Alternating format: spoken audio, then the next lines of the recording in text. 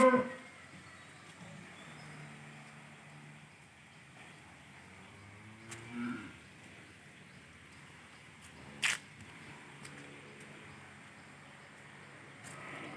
আসলাম গ্রামীণ কাঁঠাল বাগানে।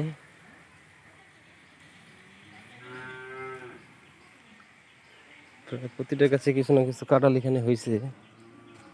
আসার কথা হয়েছে, টুকটাক কাঁঠাল আছে, কিন্তু কাঁঠালগুলো এই যে নষ্ট হয়ে যেতেছে, নষ্ট হয়ে পচা পড়ে যেতেছে। এটার আসলে অ্যাকচুয়াল কারণ কি? যদিও কাঁঠালের ফলন ভালো হয়েছে এবার, কিন্তু কাঁঠাল কেন পচে যাচ্ছে বা নষ্ট হয়ে যেতেছে?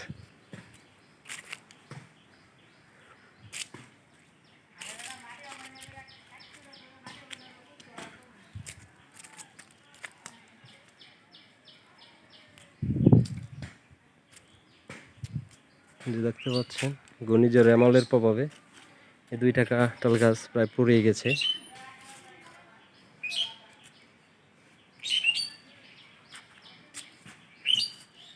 অনেক বছর যাবৎ বন্যার পানি বাড়িতে না ওঠার কারণে চারিদিকে প্রচুর কাঁঠাল গাছ আছে।